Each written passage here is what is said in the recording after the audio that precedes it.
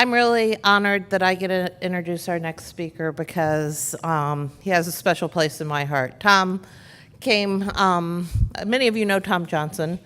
Tom came over from iHets when we first built out I-Light and worked with us for a number of years, and then went on to work on some other projects for a few years. And we had an opening for the lead engineer for I-Light come open this year, and Tom was the one who applied, and we were so thrilled when he did, and that we have him back on the team. So he was instrumental in leading the 100 gig upgrade project and working with our engineers to get everything done that we needed to make that a successful project. And so I'm just so happy to welcome Tom up to the stage. He's going to talk about the 100 gig upgrade and the GigaPOP and what we're doing with both of those networks. So welcome, Tom.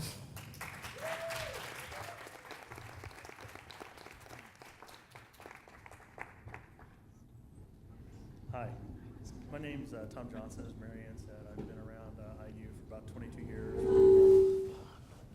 Supposed to be. Hello? Okay. My name's Tom Johnson. I'm a network engineer with IU. I've been around the university for about 22 years, including my time at iHets. And I've worked on various different projects, including IU Research, Internet 2, and I've recently come back to I-Light.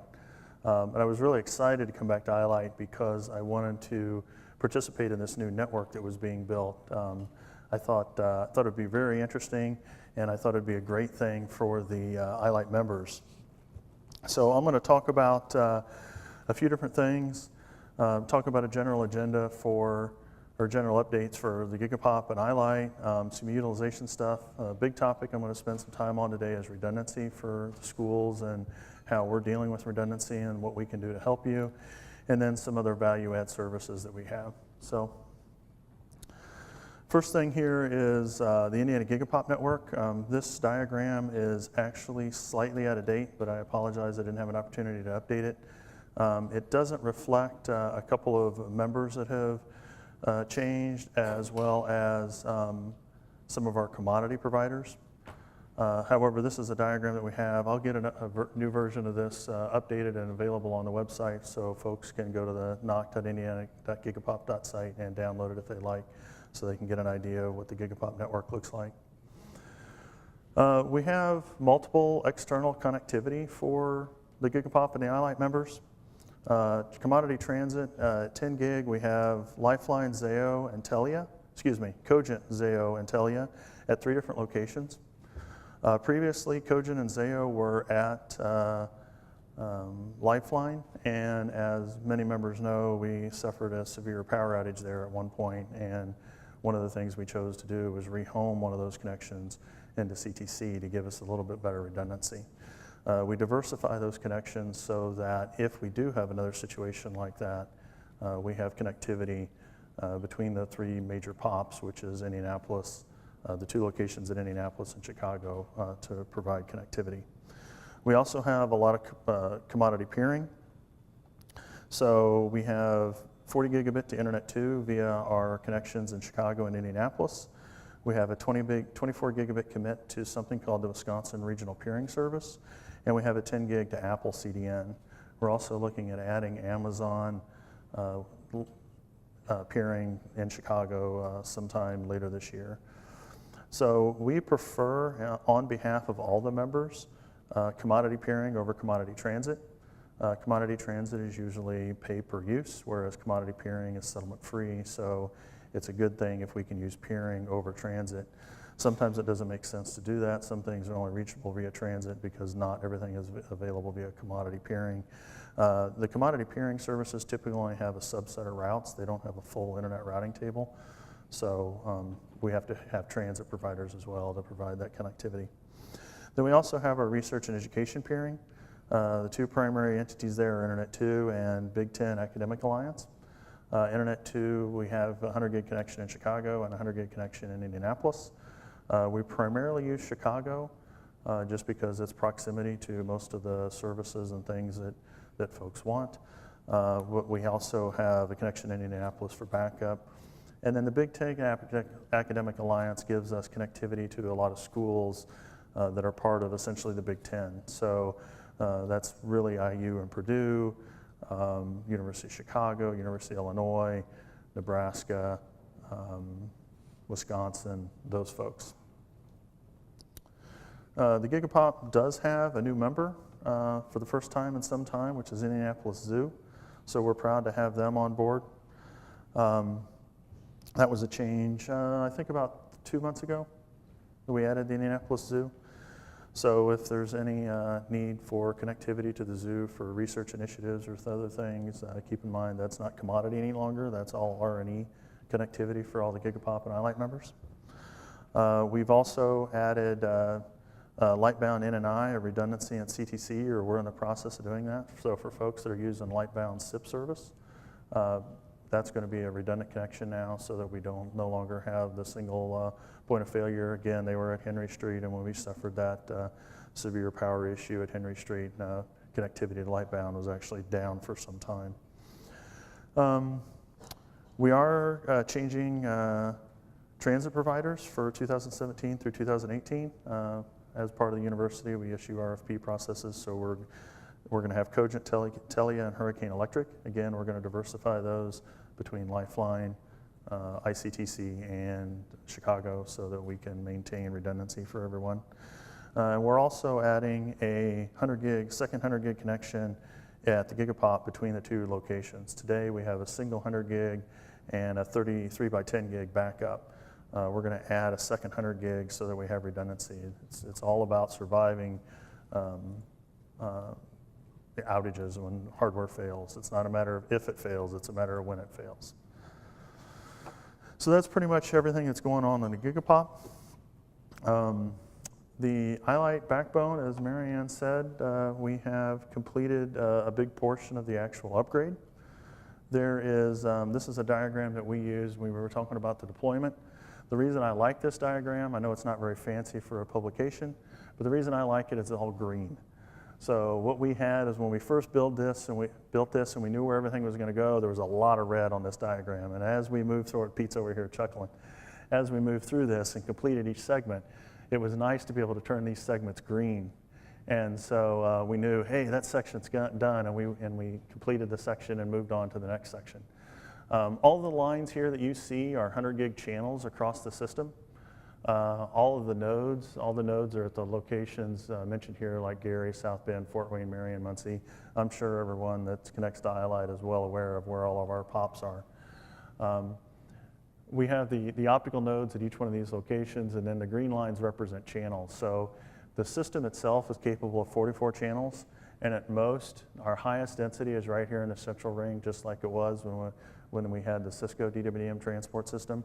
We've got 6, 7, 8 channels in this area, so we're really only using about 25% of our potential photonic channel capacity. And when we consider that each one of those channels is 100 gig, there's a lot of growth that's available to us.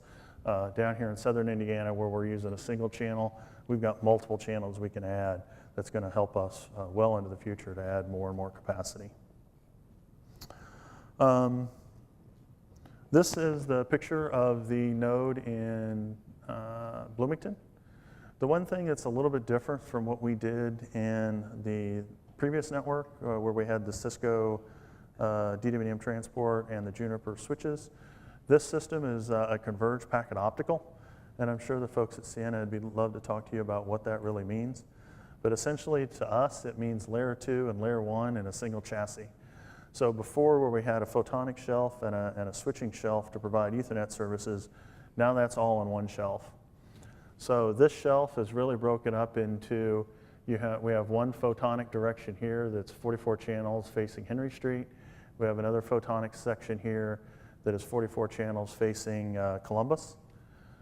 These cards down here are essentially all of our line interface cards, so that bring connectivity across photonic channels to the next adjacent site, or in this particular side, this is all of our customer connections in Bloomington.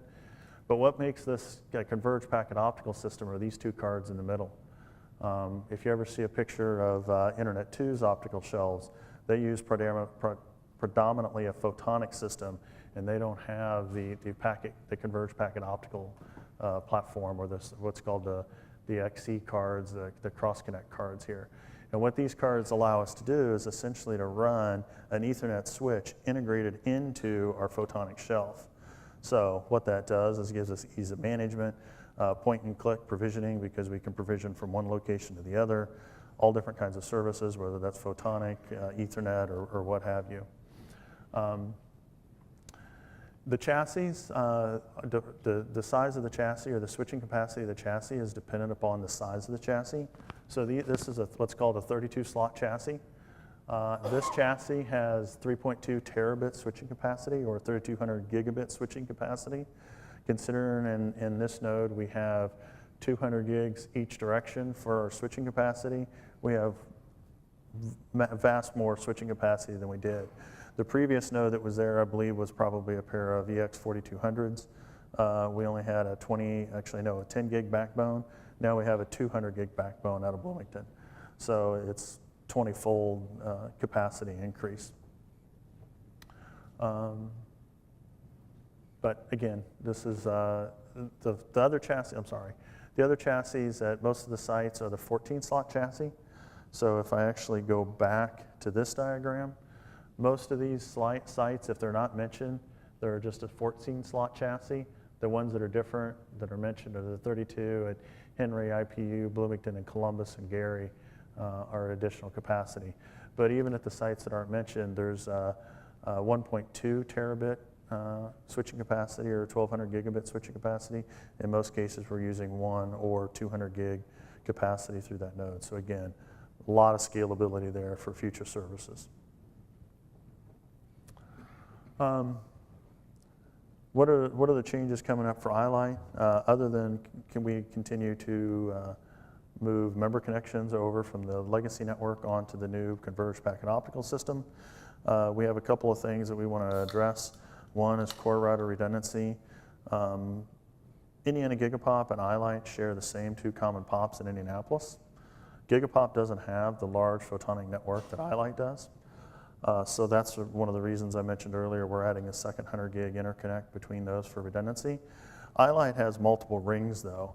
If I can take a step back to this diagram, the routers are located at this POP and this POP's IPHE and IPIU. I'm sure people have heard those terminologies before.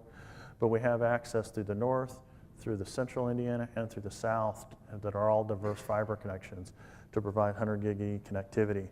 So we're going to use the optical network to provide that 100 gig backbone capacity between the routers, as opposed to actually lighting up second 100 gig circuits directly between the routers. That's really a cost-saving thing, so that we're making the most of the network that we deployed. The other thing is we need to upgrade I-Light to the N8 GigaPOP sometime in 2017, 2018 year. That utilization is approaching the point where it really doesn't make sense to do link aggregation. So today, what we have here is the I-Light network's 2 core routers, and then the GigaPOP 2 core routers, or 3 core routers up here. And right now, we're at 3 by 10 gig at these 2 locations. The primary link will get upgraded to 100 gig, just again, because it doesn't make sense to keep doing link aggregation. We're not able to take advantage of high data flows that we could potentially get off of off of Internet 2 or other research institutions if we're constrained by link aggregation. So that's something that we're going to be working on. So I want to talk a little bit about utilization trends. This graph depicts what we did in 2015 from essentially December 31st, 2014 through December 31st, 2015. So it's essentially the year 2015 in review. And this is an aggregate graph of our Internet 2 and BTAA connectivity. The interesting thing here, these values are 95th percentile. So it was 95th percentile was 16.8 gigabit average throughout the course of the year, with a maximum of about 44.95 gigabits at any one time. To look at 2016, these numbers jumped up quite a bit. So we went to an average of 28 gigabits, with a peak of about 58 gigabit at any one time.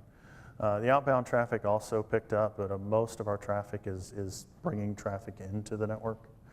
I should mention that Internet 2 and the BTAA peering also provide some of our commodity connectivity, so things through Telia goes through BTAA, whereas TRCPS comes through Internet 2.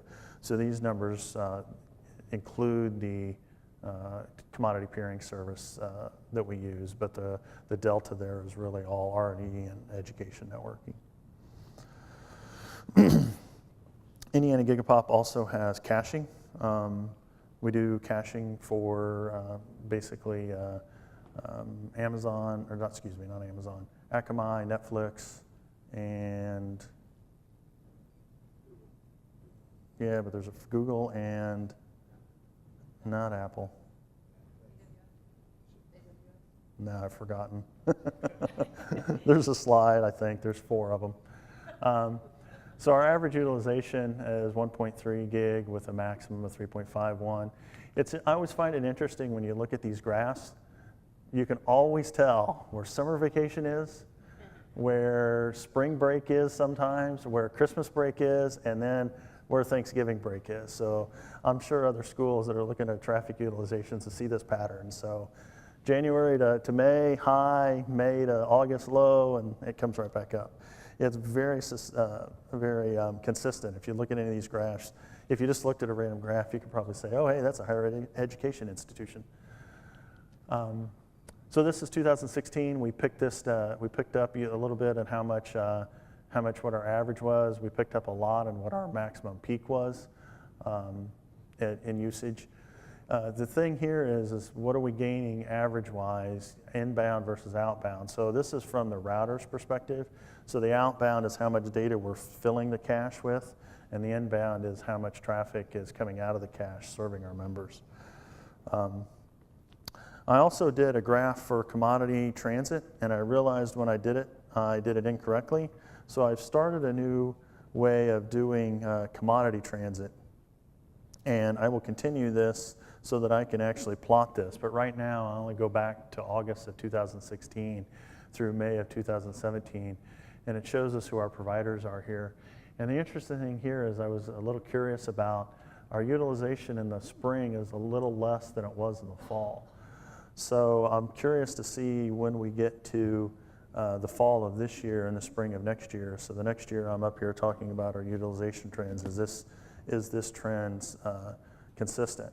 My theory is that there's probably more users or more fresh students come in the fall, and then by the spring they're hopefully hitting the books harder and staying off of Netflix and everything else. But that's I'm not sure if that'll hold true or not. So here's a bit of a trend summary. I don't really have a good trend for the commodity transit because I don't really have enough data to go back multiple years. Something that we're going to make sure that we keep track of so that the future years will have. But it's interesting to see we picked up about 28 to 66%, depending if you look at averages or peaks. It's actually inverse. The average is higher than the maximum, so our average utilization picked up by 66%, where our peak was only 28%. And the thing about the caching, as long as we stay positive here, we're pulling more out of the cache than we're putting into the cache. That's a good thing. We're saving bandwidth that we're not pulling out of transit or other locations. So I'm going to switch gears here and talk about redundancy a little bit. This is probably the #1 thing that we get questions from our members on is how can we get better redundancy?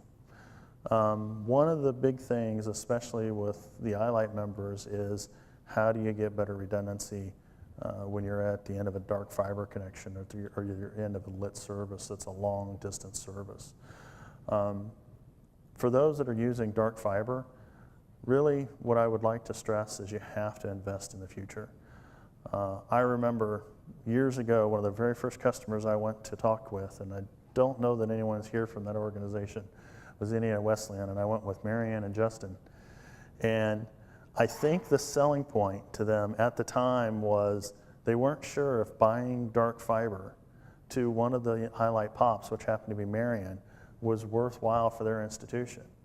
And the comment that I made to them, and I'll never forget this, was, When is having access to dark fiber or leasing dark fiber to a major POP where you can get to many other carriers ever going to be a bad thing for your institution? And it was like the light bulb went on, and it seems like that was the one thing that just said, okay, this is what we're going to do.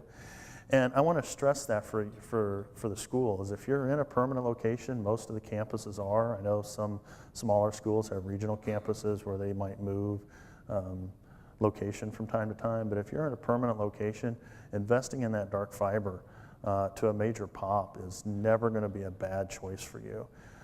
And I hate to say this, even if you, for whatever reason, weren't using I-Light, if you're near South Bend and having dark fiber to South Bend is never going to be a bad choice for you. It's a good thing for your institution. I-Light and IU and Purdue invested in that years and years ago. What was it, 91? When we did the original I-Light fiber from Lafayette to Indianapolis? Do you remember, Dave? Was it 91, 99? 99. 99. And we've used that fiber for many, many things over the years, and it's always been a good thing for both organizations. So the other thing I want to talk about is logical redundancy. Redundancy at layer 2 or layer 3, which one do I do? As we move our I-Light customers from our legacy network onto the new converged packet optical, we're doing a lot of different things called either linear or G8032. Linear is really more geared towards if you have a border router and you want to peer with I-Light routers for your commodity and your R&E connectivity, it might make more sense. If you're setting at a major node and you just have maybe a firewall, G8032 might make more sense. There's a lot of different options that could make the choice of which way you go with different. Some schools, if they're looking at third or fourth paths, either to a third-party provider or to I-Light through another type of service, linear might make more sense because it's a little more logical to understand when something goes down as opposed to just simply relying on the G8032 protocol to determine which path you take for your redundancy. So the one thing I want to stress is one solution doesn't fit all institutions. If you have questions and you want to engage with us about how redundancy for your organization works best, please let us know.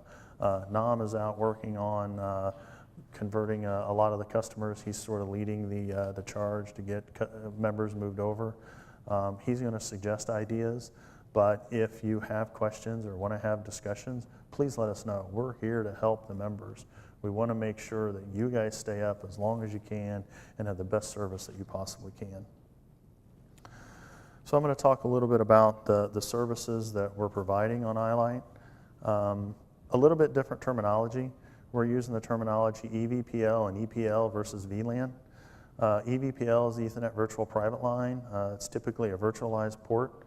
CVLAN means customer VLAN. That's where the customer VLAN is only locally significant. So you remember with the legacy network, we always had to worry about VLAN collision. What VLAN one institution used couldn't collide with someone else to make sure that we provided that service. That was because we were using a shared VLAN resource. With EVPL, or the new system, and I have a slide on this, but we're essentially encapsulating that, and as a result, the CVLAN becomes only locally significant to the port where an institution connects. An EPL service is a whole port where you can run multiple CVLANs, so this is more of, an EPL is more of like a port-to-port scenario. A lot of our I-Light customers don't really do port-to-port to our router because we're aggregating those things directly into 100 gig connections at Indianapolis and Henry Street. So we're predominantly provisioning EVPL services. We'll pick up VLAN, I'm going to pick on Chris here, we'll pick up VLAN 3015 and Muncie, Indiana for Ball State and bring that back to the router, and then we'll take VLAN, customer VLAN 3014 around to the other side and provide them redundancy at layer 3. The other redundancy option here I want to talk about briefly is 100 gig channel with OPS. So when Rich was talking about his connectivity to the Indiana GigaPOP and then 100 gig circuit, if you'll recall, he had a diagram that showed the 100 gig circuit and then an alternate path. What that is really a single 100 gig circuit, but we're using something called an OPS switch, which is optical protect switch. And what that does is it takes the client signal and splits it at a photonic layer around both sides of the circuit. So if we see one side goes down, it automatically switches over. The way that works is the ingress or the transmitter is split so that it splits the signal 50-50 and routes it around the ring. And then the OPS only listens for the strongest the RX signal.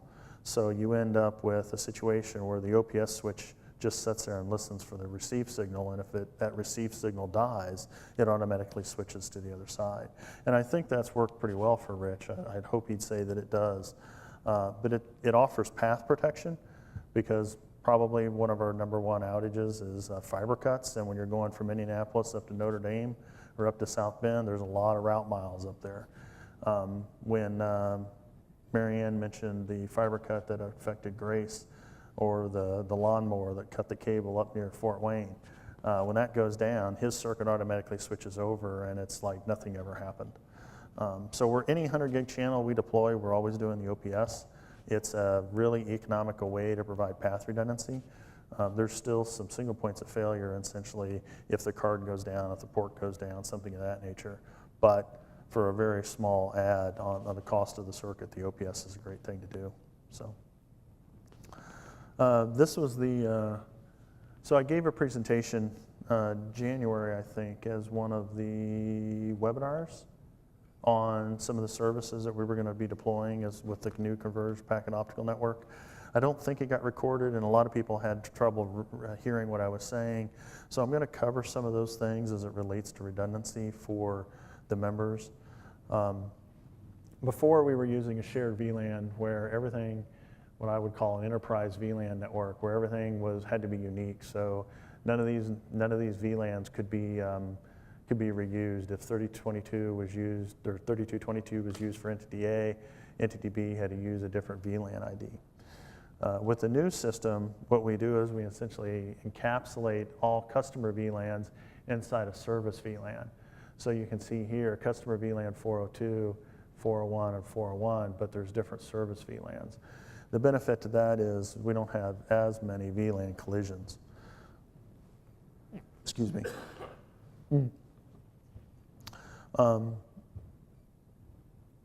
The one place where we do potentially have collisions is the I-Light routers. So because they're interconnected into the converged packet optical network, they look just like a customer to anyone else. They're providing a different layer of service. We have to basically make sure that all those VLANs stay unique. But if it's campus to campus or something of that nature, we can essentially work with you to use whatever VLAN you want to provide that layer 2 path. It's not contingent upon collision with other institutions any longer. Ports on the network can either be EVPL or EPL, but not both. And that's because you're either virtualizing the port or you're not virtualizing the port. But you can do multiple EVPL services on a single EVPL port.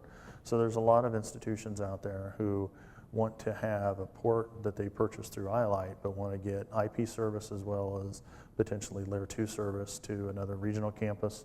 In the case of Huntington, even all the way out to all the way out to Arizona.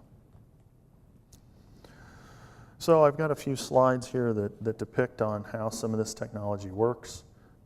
This is an example of an EVPL service with the G8032. G8032 is Ethernet ring protection switching. It's a lot like Spanning Tree, operates a little bit differently though. It claims, I believe, a 50 millisecond switch time, which is sometimes a little bit better than Spanning Tree, especially in the WAN.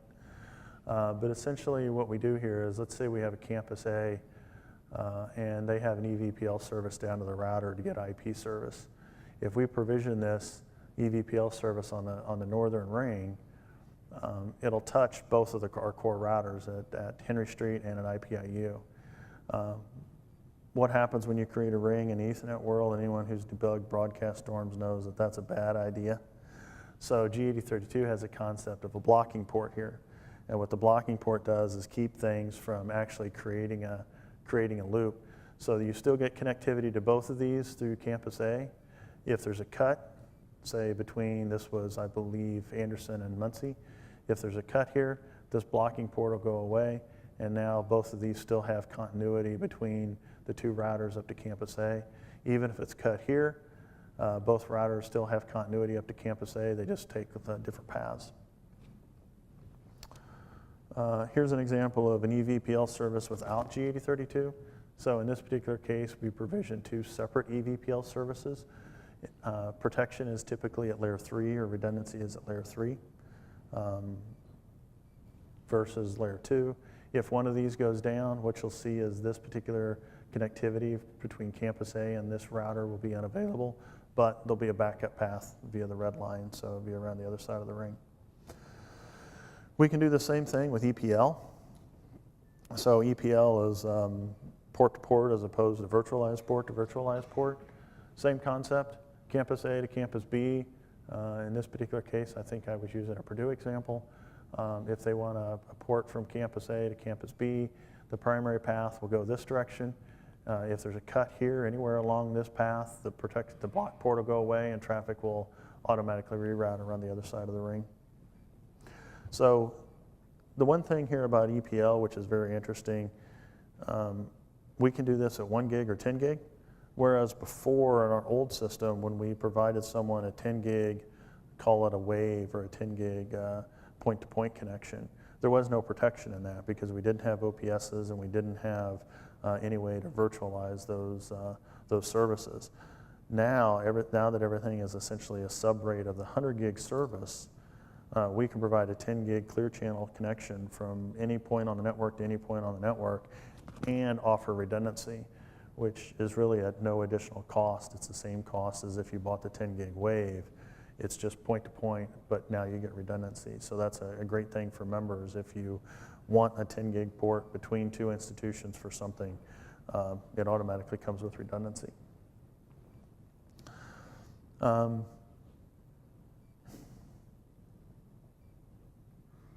I think I put the wrong slide in here. It says EVPL, that's supposed to be EPL. So if for any reason you wanted a 10 gig port between campus A and campus B, but you didn't want protection for some reason, we can do that too. So moral of the story is we can do EVPL or EPL with or without ring protection. Here's an example or another illustration of the OPS switch. Kind of gives a better description of how it works. So we have a 100 gig circuit connected at campus A to campus B. We take this around both sides of the ring. The OPS switches live at these devices right here inside the converged packet optical platform. If one of these paths gets cut, it'll automatically switch over and pick up the other side of the ring. So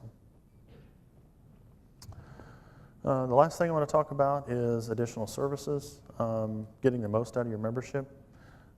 These are services that are all included with your I-Light or GigaPOP membership, depending on which network you connect to. These are things that we're happy to talk to you about, whether it's on site, whether it's a conference call, whether it's email, we'll be happy to do this. We want to make sure that the members know that we're here for them and we'll do everything that we can. As an example, network design advice when it comes to like redundancy with layer 1, 2, or 3 or BGP. I've been on conference calls as we've cut over some of our members, and they were using a vendor that they had not been very familiar with, and they couldn't get BGP to establish with us, right? And so, Nam and I were sitting there on the conference call, and we're searching through Google trying to find answers for them, and it was just a config option.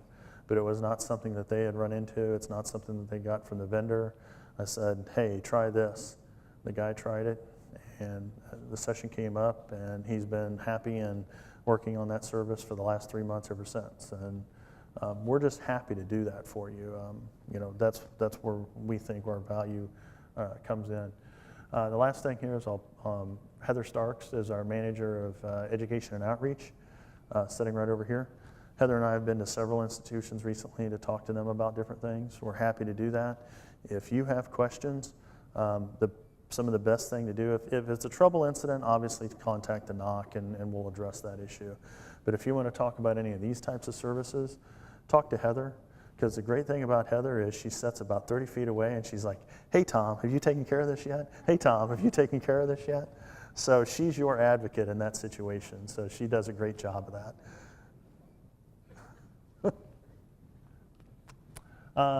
These are additional services that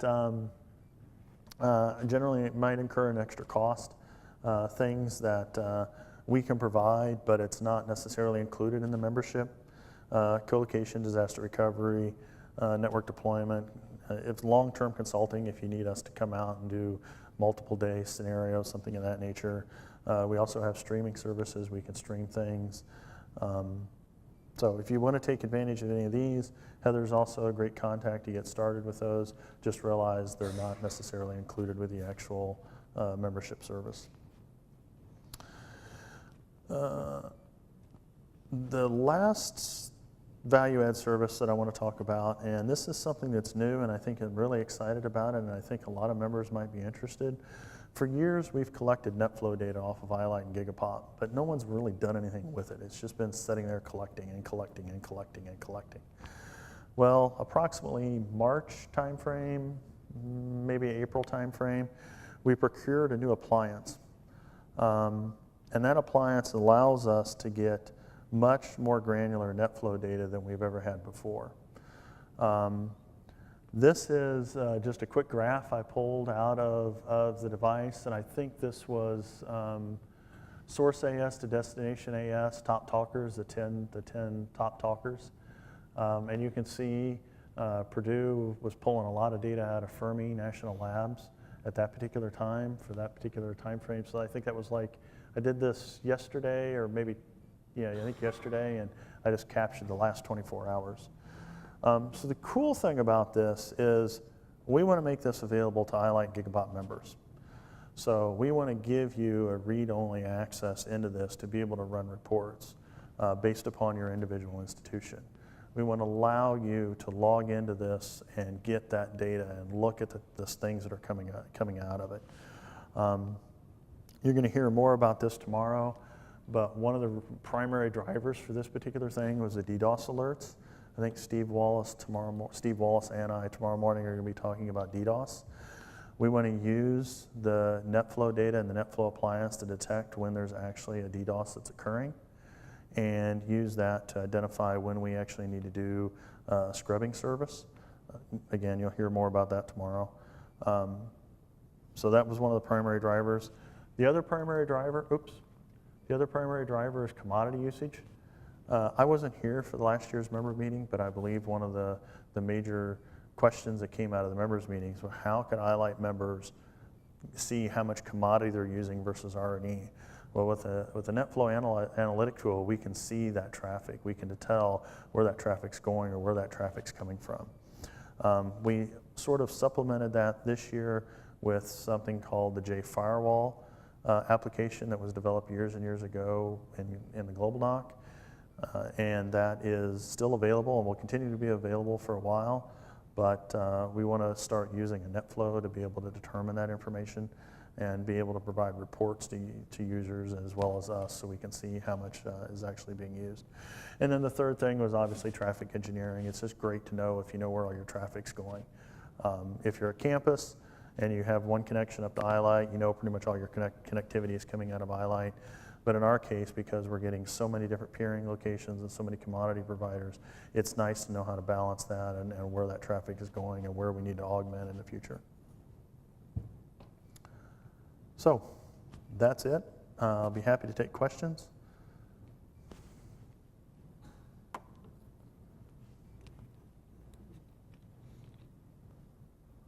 Apparently somebody has a question for Tom.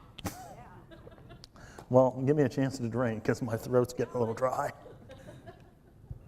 When do you expect the NetFlow data to be available? Well, that's a good question. So I've been spending... What's that? No, I've been spending a lot of time trying to tune the system to get all the anomalies out. We've still got a situation where we're missing flow data from time to time, and I'm not exactly sure why that is. I'm not sure if it's the routers not exporting the data to the flow analyzer, or if the flow analyzer is dropping that. I was working on that actually yesterday as late as 3 o'clock. And we've made a lot of headway, but we're not quite there. So I would say that it's usable, but I'm not trusting the data just yet. Call it a pilot. Yeah, where's the NDA outside? Who are you using for your flow analyzer? It's Plixer. Plixer. Yep, I've seen them.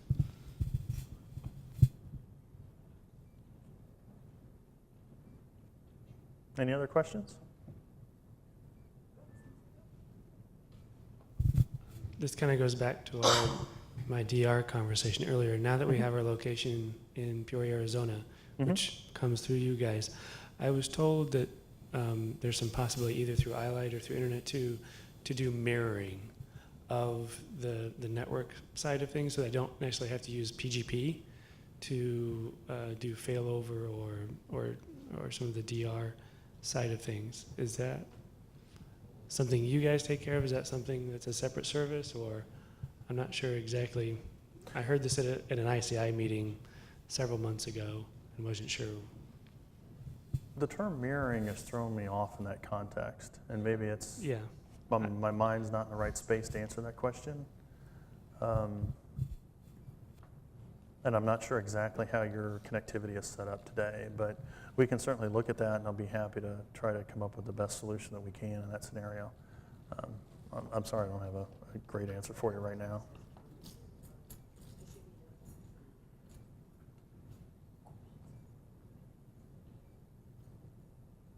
Okay.